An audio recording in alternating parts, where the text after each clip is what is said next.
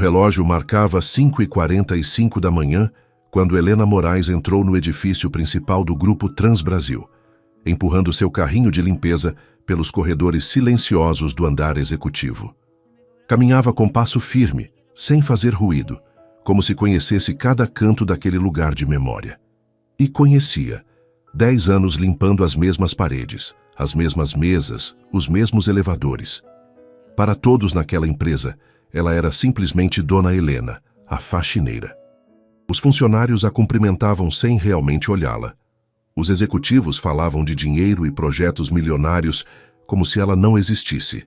Apenas alguns jovens novos a tratavam com respeito até aprenderem que naquele escritório, olhar para o pessoal da limpeza era mal visto. Helena, no entanto, nunca discutia. Escutava, sempre escutava. Cada manhã, enquanto limpava os corredores, ouvia as conversas dos diretores que chegavam cedo. Fofocas, arrogância, risos sobre os erros dos outros. Ela mantinha a cabeça baixa, mas cada palavra ficava gravada em sua memória. Sua história com o Grupo Transbrasil havia começado muitos anos atrás, quando ainda morava em Ribeirão Preto, São Paulo. Tinha 25 anos e era casada com Tiago Moraes, um homem trabalhador com sonhos tão grandes que às vezes pareciam impossíveis. Juntos, haviam passado noites inteiras revisando planos de negócios na mesa da cozinha. Tiago tinha a energia e as ideias, mas Helena era quem via os detalhes, quem notava os erros que ninguém mais via. Foi ela quem propôs converter as rotas de transporte de sua família numa empresa formal. Assim nasceu a ideia que, com o tempo, se transformaria no Grupo Transbrasil. No começo eram apenas Tiago, seu sócio Ricardo Santos e um escritório minúsculo com uma mesa compartilhada. Helena, embora não aparecesse nos documentos, foi quem colocou o dinheiro inicial, a herança de seu pai. Ela insistiu em deixar tudo no nome de Tiago, confiando que o papel não importava enquanto houvesse lealdade. "Põe no seu nome, amor", disse ela uma noite. "Não precisamos que o mundo saiba quem deu o dinheiro." "Você tem certeza?", perguntou Tiago. "Claro, confio em você." E durante anos tudo correu bem. Até que uma noite, enquanto Tiago dirigia pela rodovia Anhangueira rumo a Campinas, um caminhão invadiu sua pista. O acidente foi instantâneo. Ele tinha 30 anos. Helena, com 28, ficou sozinha, sem marido, e sem saber que sua vida estava prestes a mudar para sempre. Durante o velório, Ricardo falou com tom frio, mais preocupado com os negócios que com a perda. "Vou fazer o que puder para manter a empresa funcionando", disse sem olhá-la nos olhos. Semanas depois, Helena descobriu que ele havia alterado os papéis, apagando todo o rastro do nome de Tiago e, consequentemente, do dela. Quis enfrentá-lo, mas algo dentro dela disse que não era o momento. Guardou os documentos originais, os que Tiago havia assinado no início, e ficou em silêncio. Passaram 3 anos. O Grupo Transbrasil cresceu enormemente e Ricardo contratou um jovem ambicioso, Gustavo Andrade, um MBA arrogante que sabia mais de imagem do que de logística. Helena ouviu uma vez na televisão falando sobre sua empresa. Sua empresa. As palavras arderam por dentro. Pouco depois viu um anúncio grudado num mural comunitário. "Solicita-se pessoal de limpeza para escritórios corporativos em São Paulo." E embaixo, o logo da Transbrasil. Naquela mesma tarde, Helena pegou um ônibus, colocou um boné velho e apresentou uma solicitação com nome diferente. Ninguém a reconheceu, nem Ricardo nem Gustavo. Assim começou sua nova vida. 10 anos limpando sua própria empresa sem que ninguém soubesse. Durante esse tempo, viu como o ambiente se tornava cada vez mais tóxico. Executivos prepotentes, funcionários mal pagos, demissões injustas. Às vezes se perguntava se Tiago estaria orgulhoso ou envergonhado do que seu sonho havia se tornado. Uma noite, enquanto passava o esfregão pelo 6º andar, escutou risos atrás da porta da sala de reuniões. Era Gustavo. "Se não gostam do salário, que se mandem", dizia com tom debochado. "Tem milhares esperando o lugar deles." O grupo de executivos explodiu em gargalhadas. Helena ficou imóvel, apertando o esfregão com força. Não chorou. Apenas soube naquele instante que havia chegado o princípio do fim para eles. Desde aquela noite, começou a escrever numa pequena caderneta preta nomes, datas, frases, injustiças. Tudo que via e ouvia, anotava com precisão. Era sua forma de limpar, mas desta vez não pisos, mas consciências. E quanto mais escrevia, mais clara ficava sua missão. Esperaria o necessário, porque a paciência também era uma ferramenta. E quando o momento chegasse, o golpe seria limpo, direto e silencioso, como uma vassoura deslizando sobre o mármore. Com o passar dos anos, Helena se tornou parte invisível da paisagem do Grupo Transbrasil. Ninguém reparava nela, exceto quando precisavam que limpasse algo urgente. As segundas-feiras eram as piores. Xícaras esquecidas nas mesas, restos de comida nas salas de reunião, papéis jogados por todo o chão. Mas o que mais a incomodava não era a sujeira, e sim as conversas que tinha que escutar. Não entendo por que continuamos pagando tanto para o pessoal da limpeza, disse uma vez uma mulher de voz aguda entrando no banheiro com o celular na mão. Nem que fizessem algo importante. Helena estava lá dentro limpando os espelhos. A mulher nem sequer notou sua presença. Quando saiu, Helena apenas murmurou para si. Se soubesse quem assina seu contra-cheque, não falaria assim. Às vezes pensava que sua paciência tinha limites, mas lembrava das palavras de seu marido. O poder não se grita, se demonstra. Então continuava dia após dia com um sorriso tranquilo e o olhar baixo. Por fora, parecia resignada. Por dentro, era uma tempestade calculando seu próximo passo. Uma quinta-feira à tarde, enquanto passava o pano no corredor do 7º andar, um jovem a cumprimentou com um sorriso sincero. Bom dia, dona Helena.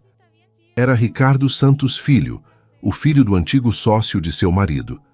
Tinha apenas 24 anos, cabelo castanho claro e uma gentileza que não parecia herdada.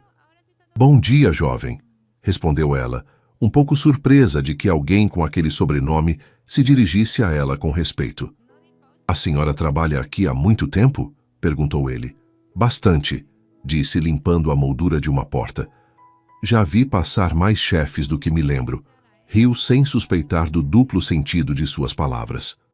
Pois a mim acabaram de dar uma chance como estagiário. Meu pai diz para começar de baixo. Helena o olhou com uma mistura de ironia e curiosidade. De baixo se aprende tudo, jovem. Só não esqueça de olhar bem onde pisa. Ricardo Filho não entendeu completamente, mas simpatizou com aquela senhora de uniforme amarelo. O que ele não sabia era que Helena estava anotando em sua caderneta cada nome dos que participavam das reuniões onde ele servia café. Aquele rapaz, sem saber, seria uma peça importante em seu tabuleiro. Dias depois, Helena teve um encontro inesperado com um homem no estacionamento. Ele estava revisando uns documentos dentro de uma van com o logo da Transportes Navarro.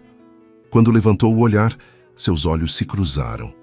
Helena, disse ele surpreso. Ela ficou gelada por um segundo. Era Sérgio Navarro, um velho amigo de Tiago. Haviam se passado mais de uma década, mas ele a reconheceu na hora. Não pode ser.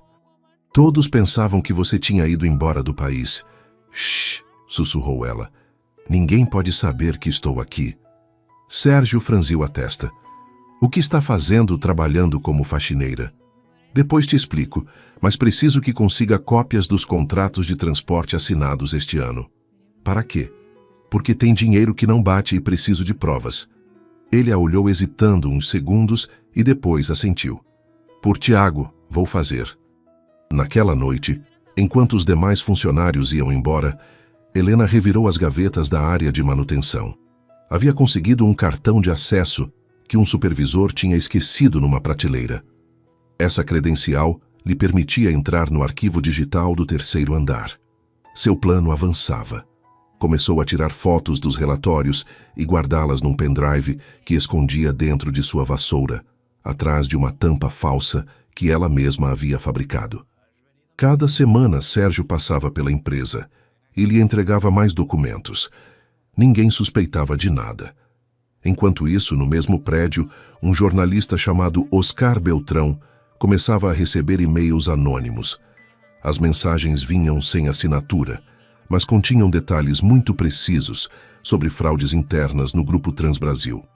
Oscar trabalhava para um portal local e costumava cobrir histórias sobre injustiças trabalhistas.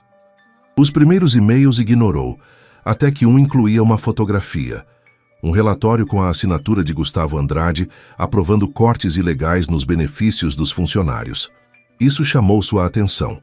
O assunto do e-mail dizia apenas: "A limpeza começa de cima." Sem saber, estava se comunicando diretamente com Helena.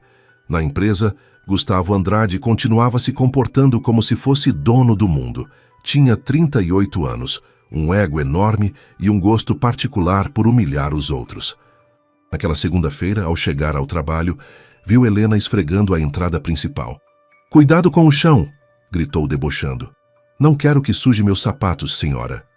"Pode deixar, doutor", respondeu ela com voz tranquila. "A vida já se encarrega de limpá-los." Ele nem sequer escutou a indireta. Ricardo Santos, seu antigo sócio, havia retornado ao Brasil após uma longa temporada no exterior. Gustavo o recebeu com sorrisos falsos, sabendo que precisava de seu voto para manter o controle da diretoria. "O negócio vai de vento em popa", dizia Gustavo. "Os números estão melhores que nunca." Ricardo assentiu, mas por dentro sabia que algo não batia. Os rumores de má gestão começavam a chegar até ele. Ainda assim, seu orgulho não lhe permitia imaginar que a mulher que traíra continuava viva e dentro de sua própria empresa.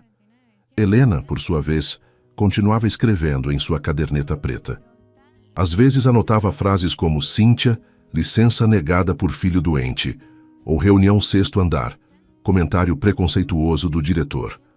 Guardava cada detalhe, não por vingança, mas porque sabia que o poder estava na verdade.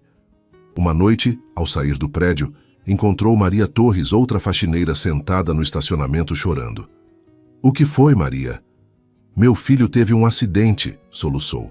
"Pedi licença, mas o chefe disse que se faltar, vão descontar do meu salário." Helena cerrou o punho. "Vá com seu filho. Eu cubro seu turno." "E se me demitirem?" "Deixe tentarem", respondeu com calma. "Um dia eles é que vão pedir licença." Enquanto Maria se afastava, Helena marcou um número de seu telefone.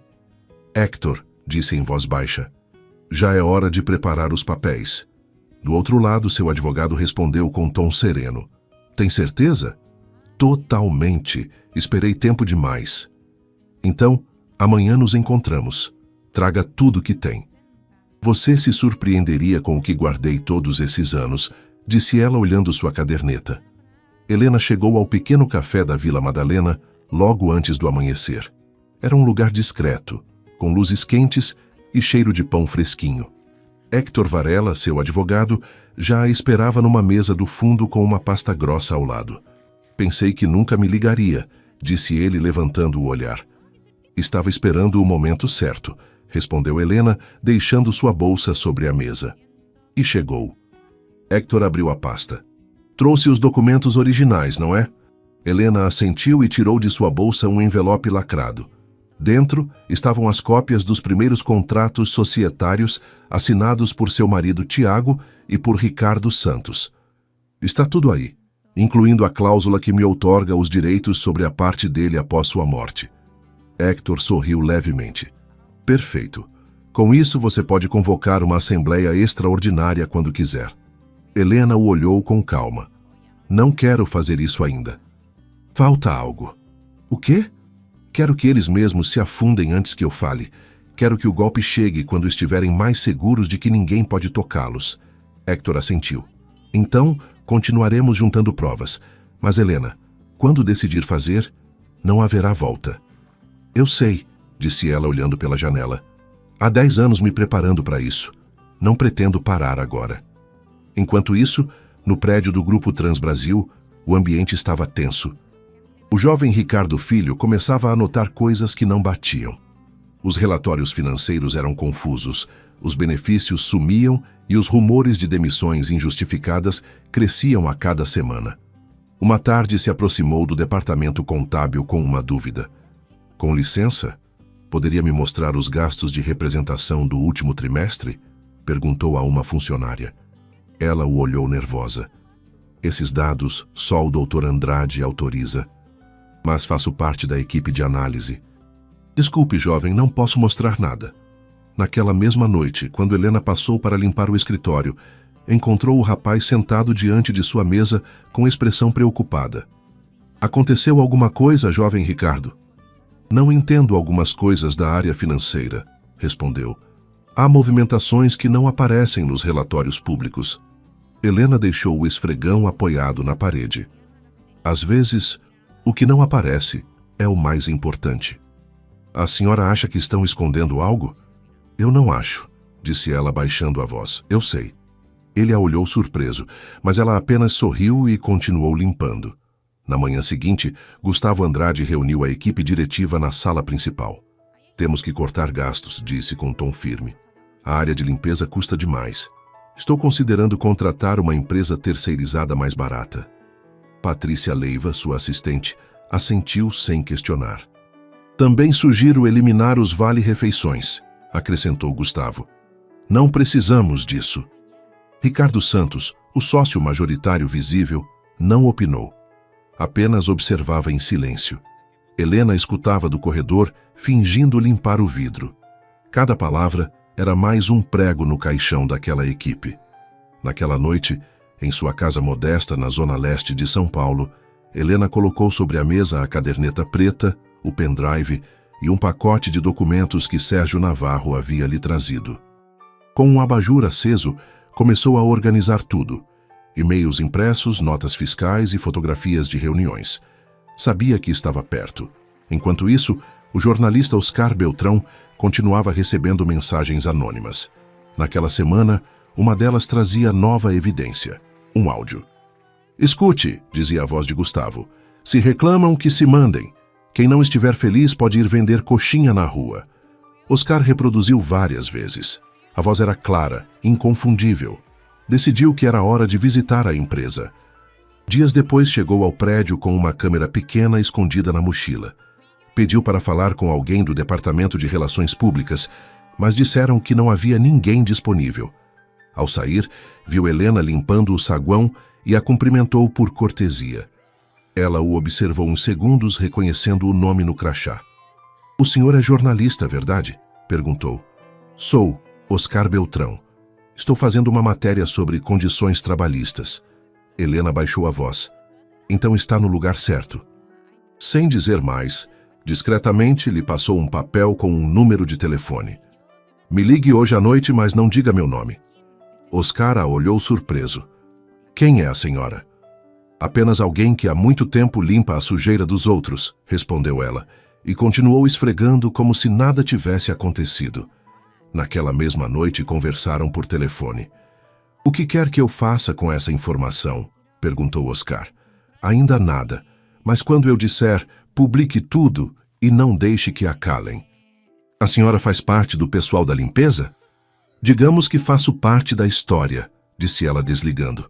Enquanto isso, dentro da empresa, Patrícia Leiva começou a suspeitar que alguém estava vazando documentos. Uma tarde, entrou no escritório de Gustavo com expressão preocupada. Alguém está passando informações confidenciais. Encontrei cópias de relatórios que nunca deveriam ter saído daqui. Gustavo bateu na mesa. Quem? Ainda não sei, mas pode ser alguém da área contábil ou um dos estagiários. Encontre o culpado, ordenou ele. E se tiver que demitir metade do pessoal, faça. Naquela mesma semana, demitiram 3 funcionários inocentes. Ricardo Filho os viu saindo com caixas nas mãos, confuso. Pela primeira vez começou a duvidar de seu pai e do próprio Gustavo. Em outro canto do prédio, Helena escutou as notícias da demissão enquanto limpava o corredor. Não disse nada, mas anotou os nomes em sua caderneta. Depois se aproximou da área de recursos humanos e deixou um envelope na caixa de sugestões internas. Dentro havia cópias de notas fiscais falsificadas e transferências aprovadas por Gustavo. Naquela noite voltou a se encontrar com Hector no mesmo café. Tenho tudo, disse entregando um novo pendrive. Hector revisou os arquivos e a olhou impressionado. Isso é suficiente para destituí-lo. Ainda não, respondeu Helena. Ainda falta que se exponham entre eles. Quero que se destruam com sua própria arrogância. Está jogando um jogo perigoso. Há 10 anos limpando a sujeira deles. Já não tenho medo. Quando saiu do café, o céu começava a chover. Helena caminhou devagar pela calçada sem guarda-chuva, deixando que a água encharcasse seu uniforme amarelo. Não fazia por drama. Fazia porque sentia que a tempestade que esperara tanto tempo finalmente estava por começar. E enquanto as luzes da cidade se refletiam nas poças, pensou em seu marido Tiago, no que ele teria dito se pudesse vê-la agora. Talvez sorrisse e lhe dissesse o mesmo de sempre. Helena, quando você limpa algo muito sujo, tem que fazer com calma. Se fizer depressa, só espalha a poeira. Ela sorriu sozinha com os olhos fechados. Sua calma estava por terminar. A limpeza verdadeira estava prestes a começar. Vamos fazer um jogo para quem lê os comentários. Escrevam a palavra vassoura na seção de comentários. Só quem chegou até aqui vai entender. Continuemos com a história. Os dias seguintes no grupo Trans Brasil foram um turbilhão. Os rumores sobre demissões, vazamentos e cortes corriam pelos corredores como corrente elétrica. O pessoal da limpeza, os motoristas e os administrativos falavam em voz baixa, sabendo que qualquer palavra poderia custar-lhes o emprego. Helena continuava cumprindo sua rotina com precisão. Chegava antes de todos. Ia embora depois que o último elevador se apagava. Mas essa calma aparente escondia algo. Cada movimento seu tinha um propósito. Já não apenas limpava, também colocava discretamente câmeras pequenas que seu amigo Sérgio havia lhe facilitado. As escondia atrás de quadros ou nos cantos do teto, exatamente onde os executivos costumavam falar sem filtro. Uma noite, uma dessas câmeras gravou algo que mudaria tudo. Gustavo Andrade e Patrícia Leiva estavam na sala de reuniões discutindo acaloradamente. Te disse que não podia mexer nesse dinheiro, reclamava ela. A área contábil já está desconfiando. Relaxa, Patrícia. Ninguém vai descobrir nada, respondeu ele com arrogância. E se descobrirem, então diremos que foi um erro administrativo. Sempre funciona. Helena assistiu ao vídeo de seu telefone na madrugada, com o coração acelerado. Baixou, guardou na memória e escreveu uma única linha em sua caderneta. Prova final conseguida. Enquanto isso, Ricardo Filho continuava notando coisas estranhas. Um dia, ao revisar uma pasta esquecida na impressora, encontrou uma folha com transferências dirigidas a uma conta desconhecida. O responsável pela aprovação era Gustavo Andrade. Não entendia muito de números, mas sabia que algo estava errado. Decidiu buscar ajuda e foi diretamente com a única pessoa na empresa que lhe inspirava confiança. Helena. Dona Helena, pode vir um momento? Disse em voz baixa. Claro, jovem. O que houve? Mostrou os papéis e ela os olhou com cuidado. Onde encontrou isso? Na impressora do 5º andar. Ninguém percebeu. Helena sorriu. Você tem bom olho. Guarde isso e não diga nada. A senhora sabe o que significa?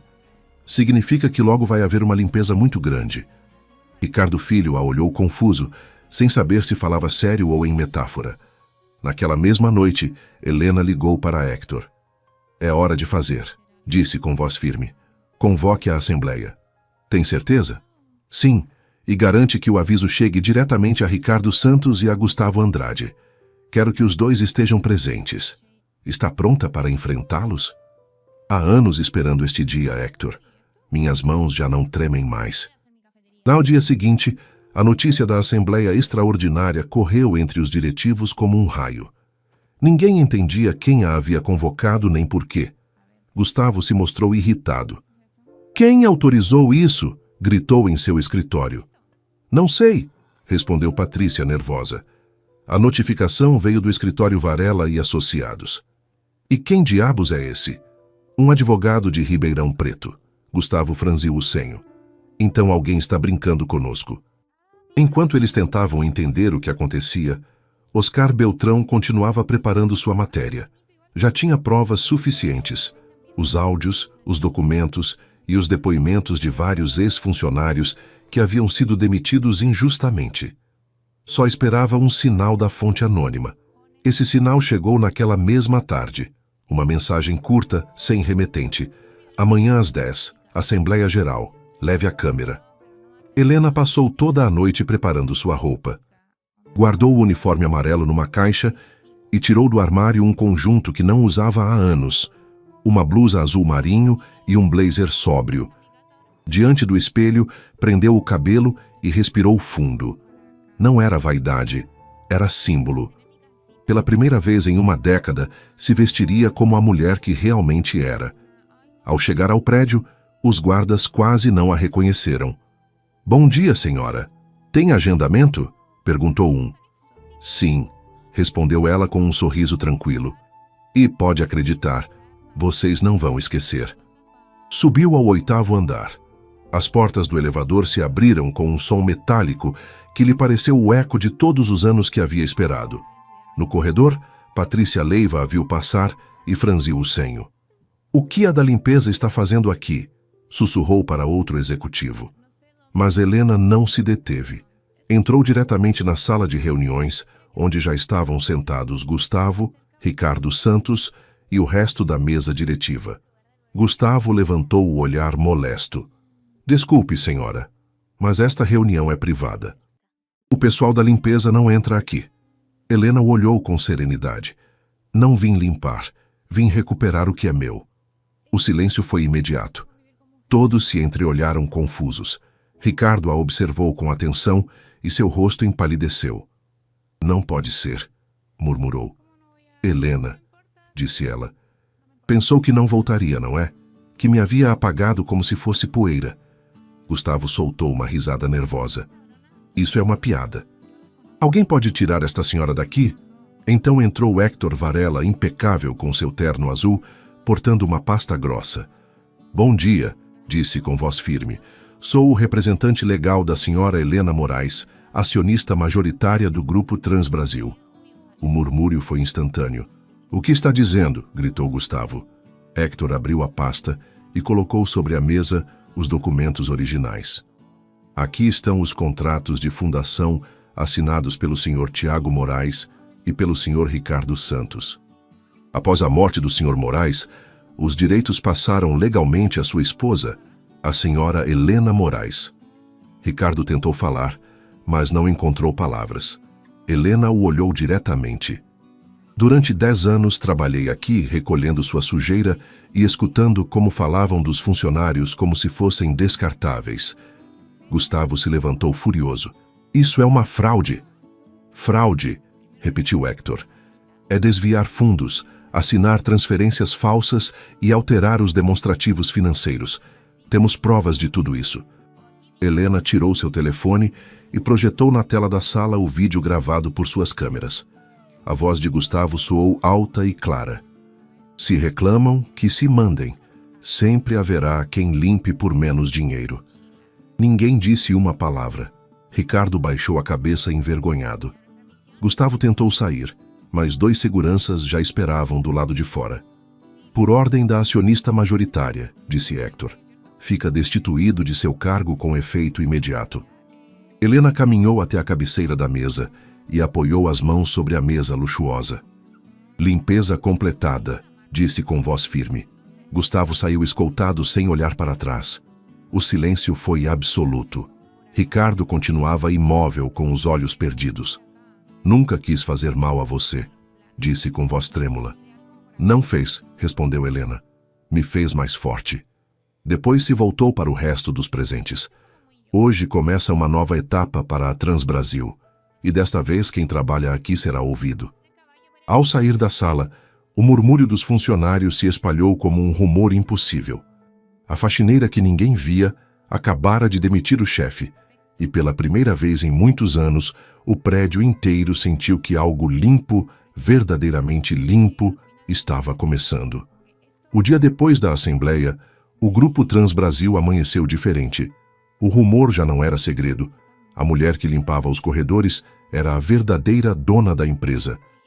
Alguns funcionários tomavam como brincadeira, outros comentavam em voz baixa, temendo represálias. Mas todos tinham a mesma dúvida: como era possível?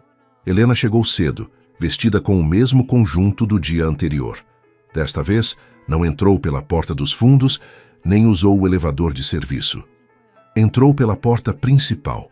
Os guardas se perfilaram sem que ela pedisse. O logotipo dourado da Trans Brasil brilhava sobre a parede do saguão e pela primeira vez em muito tempo, ela o olhou sem raiva. Subiu diretamente a seu novo escritório, o que antes havia pertencido a Gustavo Andrade. Sobre a mesa ainda havia uma caneca com seu nome gravado. Helena a pegou, esvaziou na lixeira e a colocou de lado, limpa. Não fez com ódio, mas com a calma de quem entende que as coisas velhas devem dar espaço às novas. Às 9 em ponto, convocou todos os funcionários do prédio para uma reunião geral. Os corredores se encheram de murmúrios. Os motoristas, as recepcionistas, o pessoal da limpeza e os administrativos se reuniram no salão principal, olhando incrédulos como Helena subia ao palco. "Bom dia a todos", disse com voz firme. "Sei que muitos não entendem o que aconteceu ontem e têm razão. Foi algo que ninguém viu vindo. O silêncio era total. Durante 10 anos trabalhei aqui como faxineira. Escutei suas queixas, vi as injustiças e senti na própria pele o que significa ser invisível. Alguns baixaram a cabeça envergonhados. Mas hoje isso termina. Esta empresa foi fundada com esforço, não com arrogância. E quero que volte a ser o que era, um lugar digno para todos." Uma mulher de recursos humanos levantou a mão. "O que vai acontecer com as demissões recentes?" "Serão revisadas", respondeu Helena. "Se alguém foi demitido injustamente, terá a oportunidade de voltar." Outro funcionário perguntou. "E os benefícios que eliminaram serão restituídos?" "Sim. E quero que saibam que de agora em diante, os benefícios, as horas extras e as férias não se decidirão atrás de uma porta fechada." Um murmúrio percorreu a sala, não de medo, mas de alívio. No fundo, Pedro Luna, um dos motoristas, levantou seu boné e gritou: "Assim se fala, chefe." As risadas encheram o lugar. Helena sorriu sem se acostumar ainda a que a chamassem assim. "Não sou a chefe de vocês", disse. "Sou parte da mesma equipe, só que desta vez me toca limpar de cima para baixo." Depois da reunião, muitos funcionários se aproximaram para cumprimentá-la. Maria Torres, a faxineira que havia chorado por seu filho, lhe deu um abraço.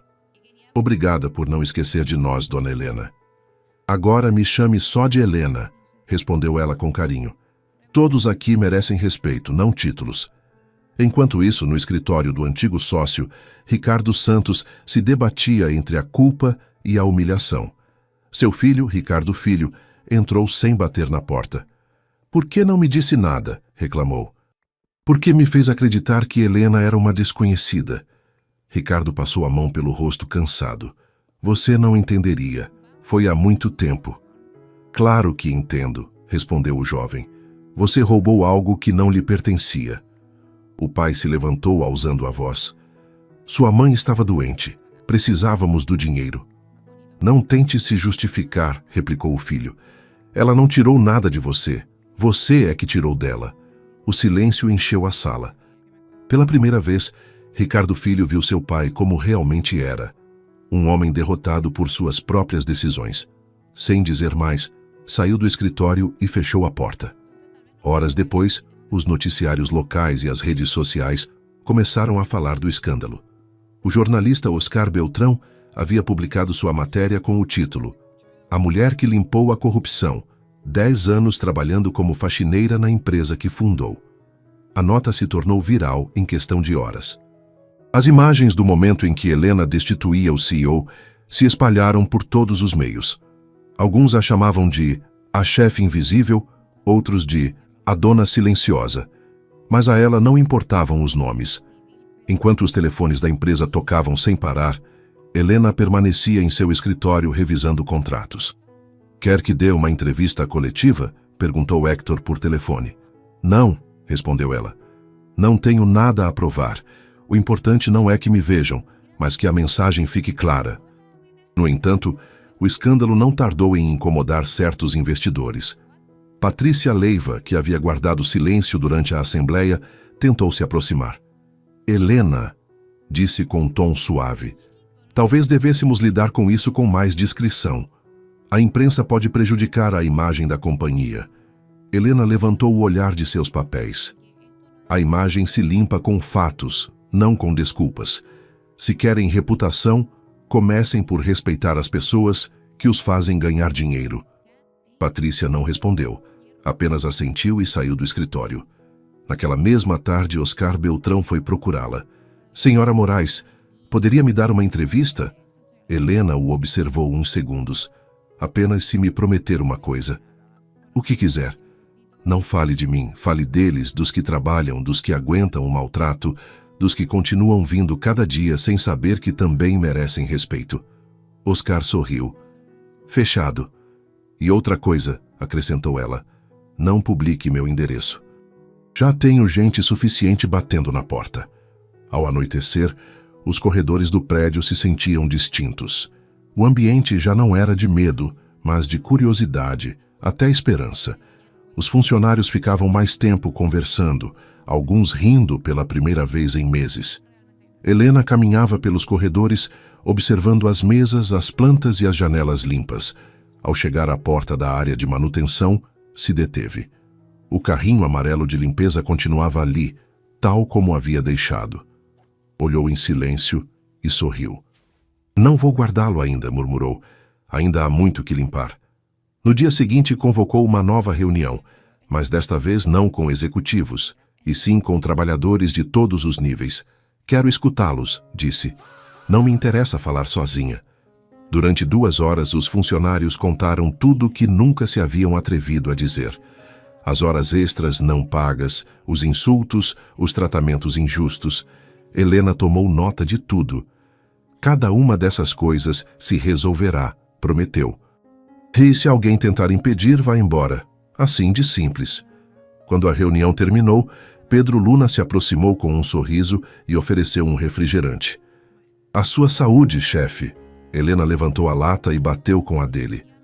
Pelos que nunca paramos de trabalhar, disse. Naquela noite, ao sair do prédio, viu um grupo de funcionários rindo diante do portão. O ambiente era outro.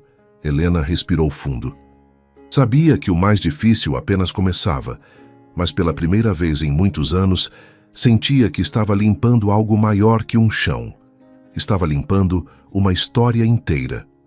Durante as semanas seguintes, o Grupo Transbrasil se converteu em campo de prova. Os funcionários estavam entusiasmados com as mudanças, mas nem todos compartilhavam esse sentimento. Nos andares superiores, os diretivos mais antigos cochichavam nos corredores, questionando a autoridade de Helena. Uma mulher da limpeza não pode dirigir uma corporação, dizia um. Isso não vai durar, acrescentava outro. Logo cometerá um erro e tudo voltará ao normal. Helena escutava esses comentários cada vez que passava perto, mas já não a afetavam. Havia passado 10 anos ouvindo coisas piores. Agora o importante era agir. Sua primeira ordem foi auditar todos os contratos assinados durante os últimos 5 anos. Descobriram dezenas de irregularidades, sobrepreços, fornecedores fantasmas, gastos inflados. Entre eles estava Transportes do Norte, uma empresa que supostamente prestava serviços logísticos, mas que na realidade não existia. As faturas iam para uma conta ligada a Ricardo Santos.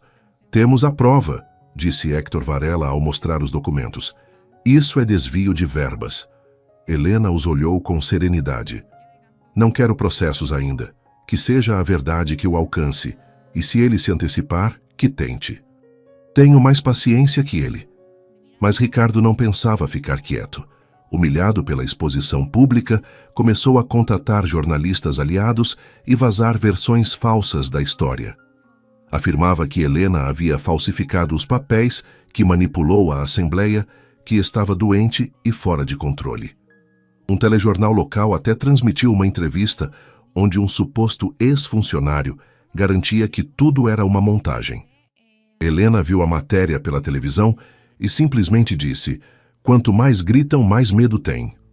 No entanto, a situação sim começou a inquietar alguns investidores estrangeiros.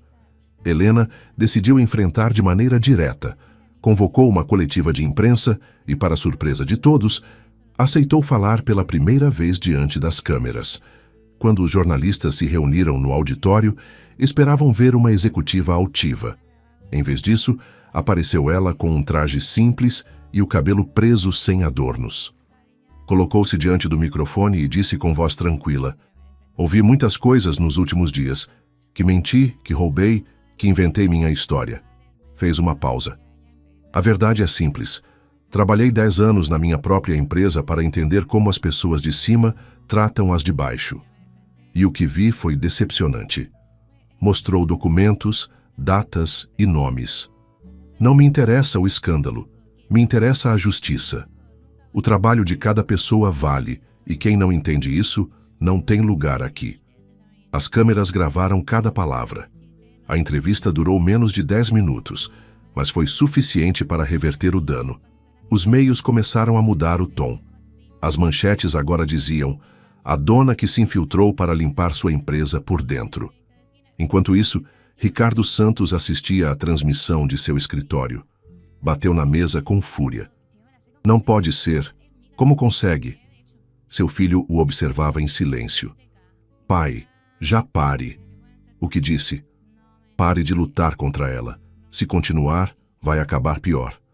Ricardo o olhou com desprezo. "Você não entende o mundo dos negócios." "Não, pai, você não entende o valor da vergonha." Ricardo Filho saiu do lugar e, sem pensar muito, foi direto ao escritório de Helena. Quando a secretária o anunciou, ela o fez passar imediatamente. "Sabia que viria", disse Helena com um leve sorriso. "Não vim me desculpar por ele. Vim dizer que quero ajudar." "Ajudar? Por quê?" "Porque o que meu pai fez estava errado e não quero seguir esse caminho." Helena o observou em silêncio durante uns segundos. "Está disposto a contar o que sabe?" "Sim.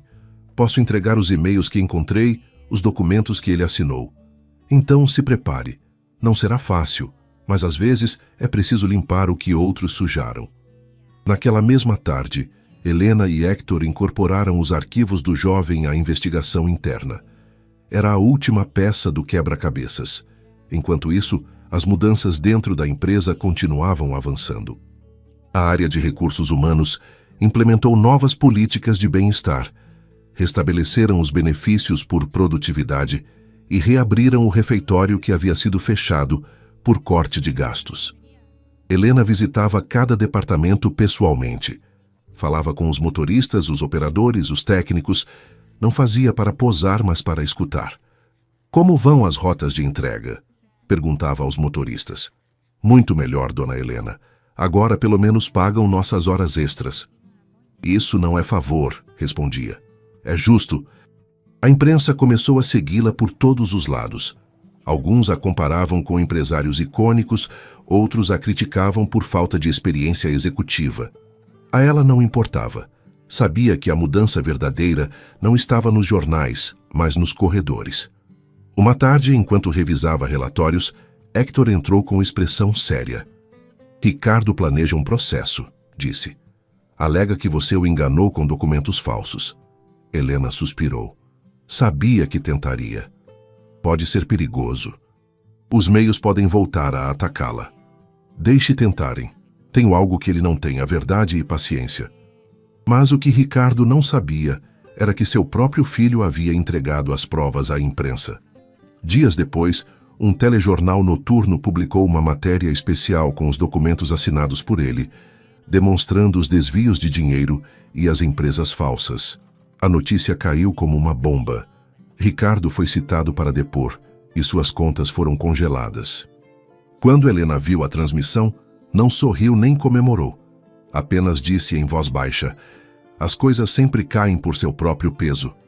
No dia seguinte, o ambiente na Transbrasil era diferente. Outra vez, os funcionários caminhavam eretos, com ar de orgulho. Helena convocou outra reunião geral. "Sei que tem sido um tempo difícil", disse, "mas este é só o começo." "E o que vem agora, chefe?" perguntou um dos técnicos.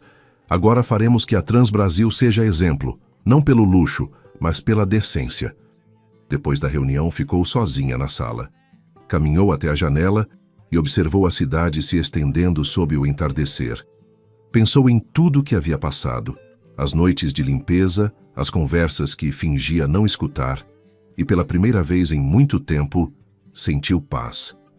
Algumas horas depois, Oscar Beltrão publicou um novo artigo intitulado A Limpeza Continua. Como uma faxineira mudou as regras do poder. O texto terminava com uma frase sua: limpar não é humilhante. Humilhante é sujar e esperar que outros façam por você. Naquela noite, Helena voltou para casa tarde, acendeu a luz da cozinha, serviu uma xícara de café e abriu a velha caderneta preta. Passou as páginas cheias de anotações, datas e nomes. Depois, pegou uma caneta e escreveu na última folha: fim de ciclo. Fechou a caderneta, aguardou numa gaveta e suspirou. A guerra não havia terminado completamente, mas o terreno já estava limpo. O que viesse depois, ela saberia enfrentar. Vamos fazer outra brincadeira para quem só revisa a caixa de comentários. Escrevam a palavra justiça. Quem chegou até aqui vai entender a piada. Continuemos com a história. O processo contra Ricardo Santos avançou mais rápido do que todos esperavam. As provas eram tão claras que nem seus próprios advogados tentaram negá-las. Contas falsas, contratos simulados, transferências sem justificativa. Tudo que durante anos se ocultou sob discursos elegantes saiu à luz. Os noticiários o mostravam entrando nos tribunais com o rosto pálido e os ombros caídos. Já não era o empresário respeitado, mas um homem preso em suas próprias armadilhas. Helena não assistiu a nenhuma audiência. Não precisava vê-lo. Bastava saber que a verdade finalmente estava ocupando o lugar que lhe correspondia. No entanto, um dia recebeu uma carta escrita à mão. Era de Ricardo, que dizia: sei que não tenho direito de pedir perdão, mas faço assim mesmo, não por mim, mas por meu filho. Tomara que ele não herde meus erros. Helena leu a carta em silêncio. Não sentiu ódio nem alívio. Apenas entendeu que até a gente mais soberba pode se arrepender quando já não tem mais nada a perder. Guardou a carta na caderneta preta e seguiu com seu dia. No Grupo Transbrasil a atmosfera era outra. Os funcionários já não temiam falar. As reuniões eram mais curtas, as decisões se tomavam em equipe e as portas da diretoria estavam sempre abertas. O refeitório agora servia comida quente para todos, sem distinções entre cargos. Os guardas, os motoristas e os técnicos almoçavam junto aos gerentes, algo impensável meses atrás. Um dia, Helena desceu ao depósito e encontrou Pedro Luna e outros trabalhadores decorando uma parede. "O que estão fazendo?" perguntou. Pedro sorriu. "Pintando algo que nos lembre quem somos." Quando se aproximou, viu um mural com o logotipo da empresa e uma frase que dizia: "Aqui todos somos Transbrasil." Helena ficou observando uns segundos comovida. "Está lindo", disse, "mas falta algo." Pegou um marcador e embaixo da frase escreveu com sua letra firme: "O respeito não se pede, se dá." Todos aplaudiram. Enquanto isso, o jovem Ricardo Filho havia se convertido num de seus principais aliados. Trabalhava na área de auditoria interna e ajudava a revisar os processos para garantir que nada voltasse a se corromper. Um dia, enquanto revisavam documentos em seu escritório, disse: "Alguma vez pensou em deixar tudo isso?" Helena o olhou e sorriu. "Muitas vezes. Mas se tivesse ido embora, eles continuariam aqui fazendo a mesma coisa." "Meu pai", disse ele baixando a voz, "não sei se conseguirei perdoá-lo." "Não precisa fazer", respondeu ela. "Às vezes o perdão não é para o outro, mas para seguir caminhando." Os meses passaram e a empresa começou a recuperar seu prestígio. Novos contratos chegavam, os clientes retornavam e a imprensa continuava falando do caso Transbrasil como exemplo de transformação. Oscar Beltrão, o jornalista, preparava um documentário para a televisão. Pediu permissão a Helena para gravar dentro das instalações. "Não quero câmeras no meu escritório", disse ela, "mas podem gravar as pessoas. Eles são a história." "Nenhuma entrevista?", insistiu ele. Helena pensou um momento. "Apenas uma condição. Não quero que me filmem falando. Quero que seja minha voz, não meu rosto." O documentário estreou um mês depois. As imagens mostravam funcionários rindo, compartilhando histórias e contando como havia mudado sua vida desde a chegada de Helena. A narração em off dizia: "Durante anos, haviam passar sem olhá-la. Acreditavam que era invisível, mas às vezes o silêncio observa, escuta e espera. E quando o momento chega, o silêncio fala com mais força que qualquer grito. A exibição foi um sucesso. Nas redes sociais, milhares de pessoas compartilharam fragmentos com mensagens de admiração. Alguns a chamavam de inspiração, outros de exemplo. Mas Helena não buscava fama. Enquanto os comentários inundavam a internet, ela continuava em sua mesa revisando relatórios e assinando licenças para funcionários que queriam passar mais tempo com suas famílias. Naquela noite, quando todos foram embora, desceu sozinha ao saguão. O prédio estava em silêncio, igual a 10 anos atrás, quando era apenas a faxineira. Caminhou até o carrinho amarelo que ainda guardava na área de manutenção. Tocou com carinho, como quem cumprimenta um velho amigo. "Obrigada por me acompanhar", sussurrou. "Se não fosse por você, nunca teria aprendido tanto." De repente escutou passos. Era Maria Torres, a mesma mulher que uma vez chorou por não poder visitar seu filho no hospital. "Dona Helena", disse sorrindo, "meu filho se forma mês que vem." "Queria agradecer por tudo." "Não me agradeça", respondeu Helena. "Apenas garanta que esteja com ele nesse dia." "Claro que sim. E diga que nunca esqueça que sua mãe é uma mulher corajosa." Maria se foi emocionada. Helena ficou olhando o reflexo das luzes no chão recém-encerado. O mesmo lugar onde um dia a humilharam, agora brilhava de outra forma. Não era o brilho do mármore, mas o da dignidade. Uns dias depois, Héctor Varela a visitou com boas notícias. "O julgamento terminou", anunciou. "Ricardo aceitou as acusações e devolverá parte do dinheiro. Irá preso?" "Provavelmente sim, mas seu filho não quis testemunhar contra ele. Disse que já foi castigo suficiente." Helena assentiu. "Tem razão. Há feridas que não precisam de mais golpes." Antes de ir embora, Héctor perguntou: "E você? O que vai fazer agora que tudo se resolveu?" Helena ficou pensando uns segundos. "Seguirei trabalhando. Não vim para ganhar uma batalha. Vim para mudar uma forma de pensar." "Não acha que já fez isso?" "Ainda não. Falta limpar o mais difícil, o ego." Capítulo 34. O reconhecimento com o tempo. O Grupo Transbrasil foi reconhecido como uma das empresas mais éticas do Brasil. Receberam prêmios, apareceram em revistas, mas Helena sempre rejeitava as entrevistas pessoais. "Se querem uma foto", dizia, "que apareça todo mundo. Eu já tive visibilidade suficiente varrendo o chão." Uma tarde de sexta-feira, Ricardo Filho entrou em seu escritório com um envelope. "Isso é para a senhora", disse. Dentro havia um desenho feito pelo filho de Maria com lápis de cor. Era um retrato dela com um uniforme amarelo e uma vassoura na mão. Embaixo, uma frase infantil escrita com letra torta. "Obrigado por limpar o que outros sujaram." Helena sorriu. De todos os reconhecimentos que havia recebido, esse era o mais importante. Ao cair da noite, subiu ao terraço do prédio e olhou as luzes de São Paulo se estendendo como um mar brilhante. O vento mexia seu cabelo e por um instante pensou em Tiago. "Conseguimos", sussurrou. "O sonho continua vivo." Fechou os olhos um momento.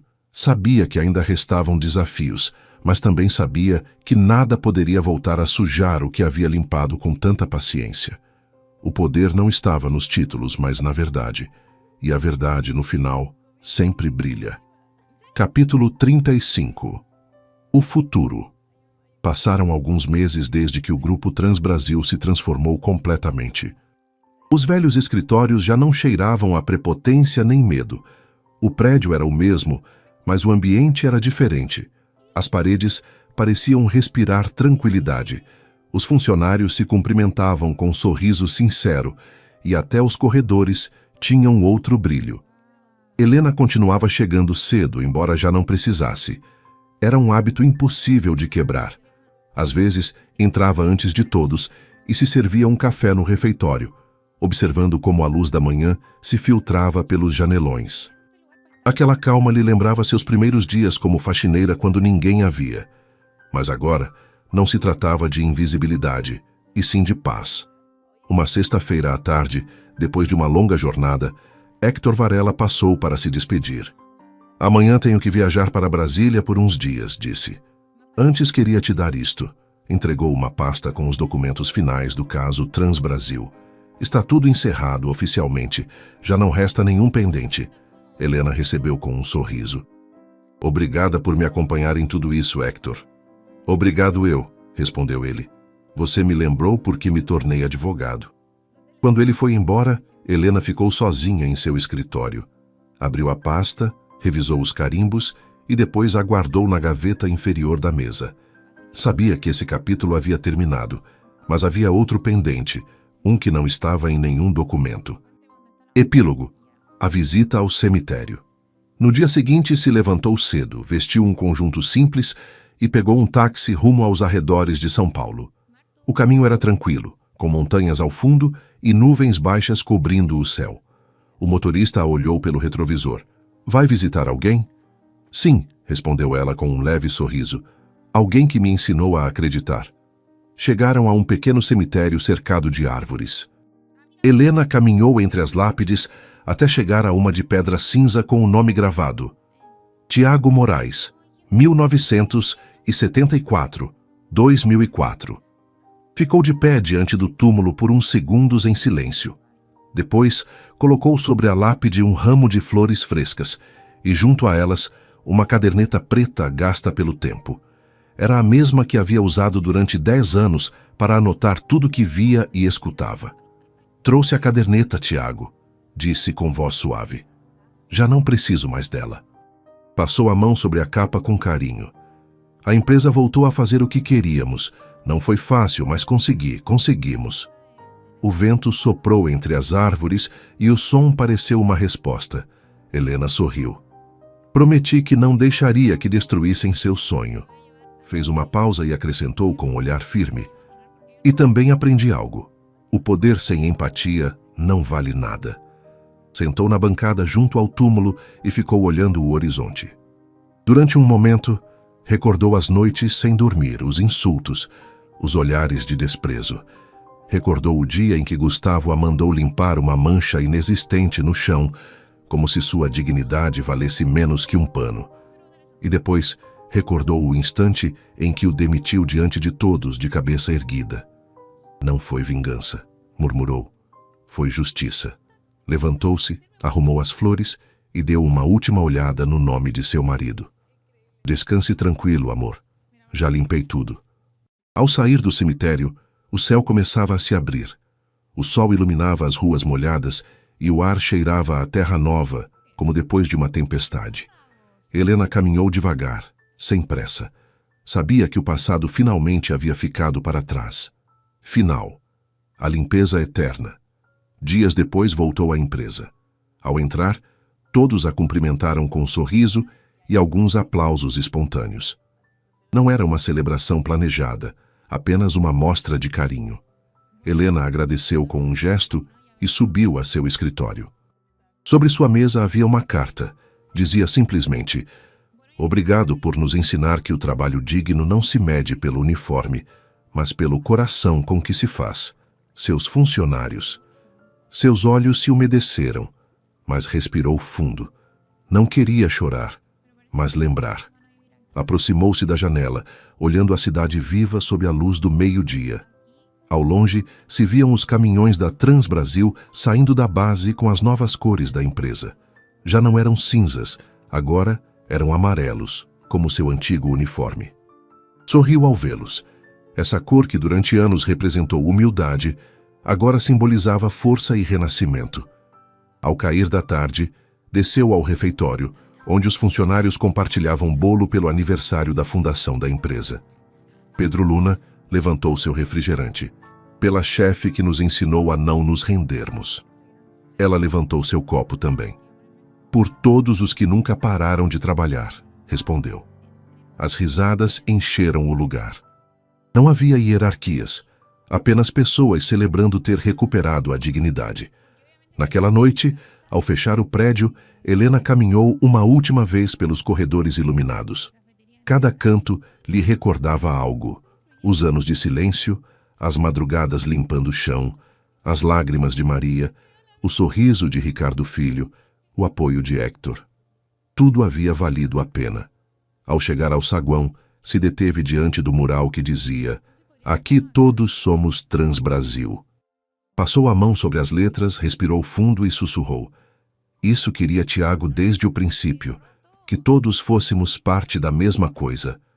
Ficou um momento olhando o reflexo das luzes no chão, depois se virou e saiu. O vento noturno a recebeu com suavidade. Era um vento limpo, livre como ela. Mensagem final. Às vezes o poder se esconde onde ninguém olha. Às vezes a pessoa que limpa o chão é quem construiu a casa. Nunca subestime quem cala, porque o silêncio, quando chega o momento, pode mudar tudo. Helena Moraes nos ensinou que a dignidade não depende do cargo que ocupamos, mas da forma como tratamos uns aos outros, que a paciência pode ser a arma mais poderosa e que no final a verdade sempre encontra seu caminho. Sua história nos lembra que cada pessoa, seja ela faxineira, motorista, executivo ou dono, merece respeito. E que quando trabalhamos unidos, sem preconceitos nem discriminação, somos capazes de construir algo verdadeiramente limpo e belo. O que você achou desta história? Deixe sua opinião nos comentários. Conte qual parte foi sua favorita e avalie esta história de 0 a 10. Não esqueça de curtir o vídeo, se inscrever no canal e ativar o sininho para não perder nossas próximas histórias. E se ficou com vontade de mais, clique aqui na tela para ver outra história emocionante que vai te encantar. Um abraço e nos vemos na próxima. Créeme. No te preocupes. Muchas gracias, muchas ¿Vives gracias. sola?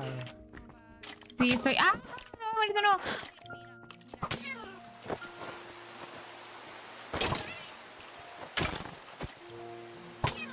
Ay, cuidado.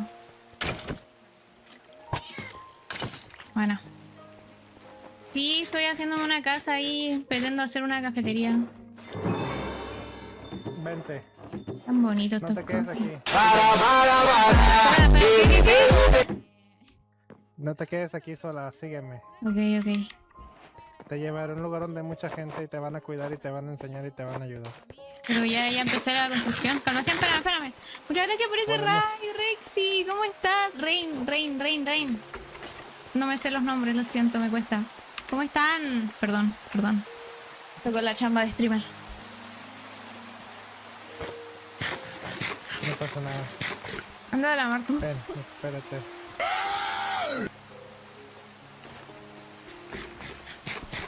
Come, por favor.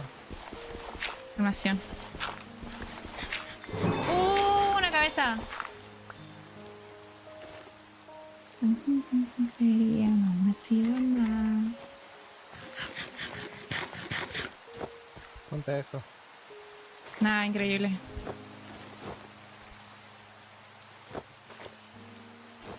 Ven, ¿quieres tener una aventura conmigo? Pero estoy chetándome ahora mismo. Yo conozco un lugar donde te puedo chetar muy bien. Ya, bueno, vamos. Sígueme. ¿Sacas que te puse una cuerda para que no te cayeras al subir? ¿Cómo? Déjame le bajo la lluvia. Ah, no, es que me vine por otro lado. Te puse una cuerda para que subieras. No había visto. Muchas gracias. Ven. Quiero que tomes todas tus cosas importantes y te voy a llevar a un lugar mejor. Ven. No, pero aquí me gusta, tiene el No, ambiente aquí de es cafetería. mierda. Oye, Aquí es mierda, aquí es mierda. aquí es mi casa, como que Aquí es mierda. No aquí le te digas vas a así. todos. a mi casa. Aquí, mira, huele a pupis aquí. ¿Cómo? Mira, si parece como una casa de haditas. Ok, vacíate. Deja todo lo que tengas que dejar. Ya, a ver. ¿Qué me sirve? Yo me quiero llevar estos árboles, porque mínimo espero que hayan árboles rosados allá, si no, no me sirve tu locación. Un tronco rosón, sí. A ver... Este libro, esto... Joven, y a partir de ahora, esto... tú eres mi segunda mano, ¿vale? ¿Tu segunda mano? Sí. ¿Y ese papel tan Tú eres mi importante? mano derecha. Espérate, esto me sirve. Vente, sígueme. Calmación, estoy...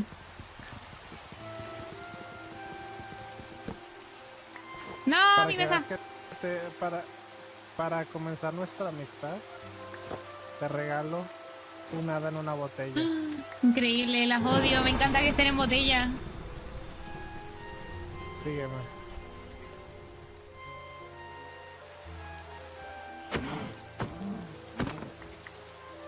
Necesitamos esto. Ok.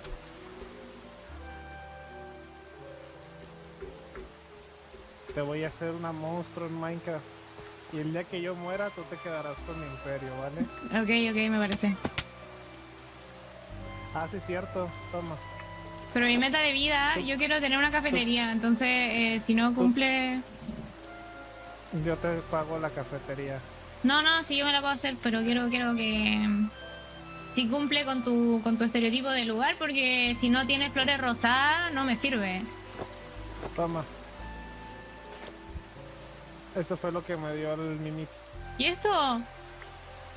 Son A unas ver. botas que espantan a los creepers. No te lo puedo creer, y son de gatito. ¡Qué linda! ¿Dónde se ponen? Acá. Dale clic derecho. Solo ponlas en la mano y dale clic derecho. No las tengo, las perdí. Aquí están. Ah. Y cuando te pegan hacen como gatos. No, está muy buena. ¿Opiniones de esta skin? Está increíble. Ay, ¿Cómo que tu skin? no, de la cafetería. skin. No, estaba hablando, le estaba diciendo al chat que de la skin con el gatito. Sí, no. Dime, ¿qué tanto le temes a morir? A morir, me muero caleta, así que... No, pero ¿qué tanto miedo le tienes a la muerte al momento de hacer locuras? Bastante, diría yo. Ok, te voy a quitar ese miedo.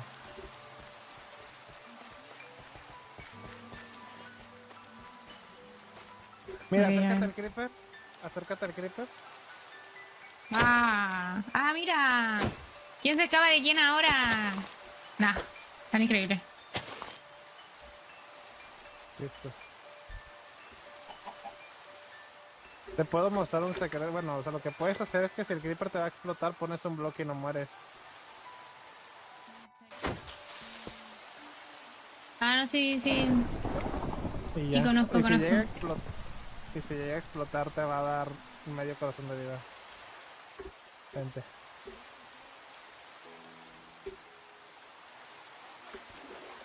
Siento como que me están secuestrando un poco.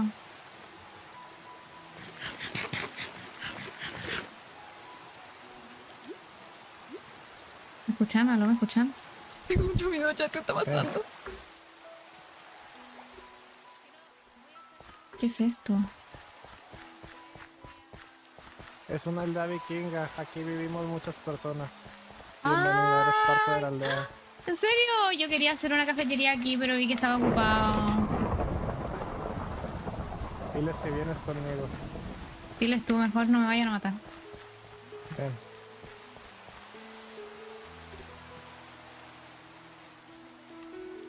A ver. Esta área está más bonita que la puta mierda donde estabas. Oye, igual estaba bonito, había que meterle mano. Hola, Gina. Mira, Oli. compré una ¿Cómo VTuber. están? Hola, ¿cómo estás? Oli, me secuestraron, ahora soy parte, creo. Ah, qué bonitas pantuflas. Ay, muchas gracias. Okami. Okami.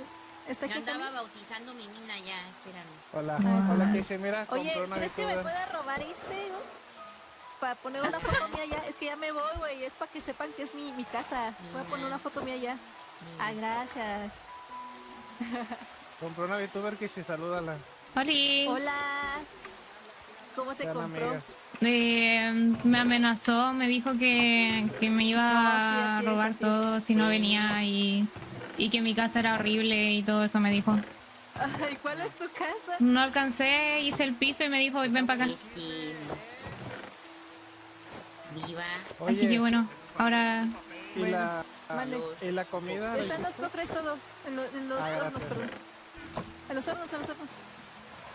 Ok. Amiga, te traje carne para que nos hicieras comidas custom, no puta comida de Minecraft. En este caso lo hubiera hecho yo. Ah, puta madre, pues yo qué voy a saber, güey. Ok, Yo no sé pasa cocinar. nada. Hola, Rey. No, pero eres mujer. ¿Cuántas veces tengo que decirte eres mujer? ¿Sabes cocinar? Oye, Okami. Oye, Okami. ¿Sabes un poke? ¿Qué me llama? Puta madre, ¿Mande? Okami, ¿dónde estás? Abajo ¿Quién me tuyo. ¿Dónde estás, Okami? Aquí abajo. Oye, Okami, te robé Perdona, tu cosa de no la tocarte, gente- porque ya la me gente voy y aquí es podría rara. poner una foto mía en mi casa. No hay poke. No hay poke. Gracias, Okami, gracias. Bueno, Bueno, ven, ponte en la cama aquí. Ven, ¿Cómo? ponte cama para que si mueres aparezcas aquí. Y guarda la Weston. Ok, ok. Ven. Sígueme.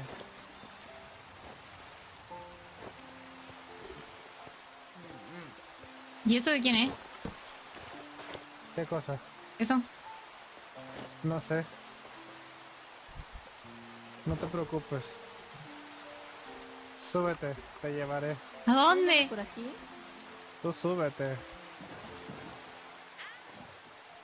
Vamos a hacer muchas cosas. Dime, Me van a ¿qué tan matar. familiarizada estás con la conquista española a Latinoamérica? Me conquistaron. Me conquistaron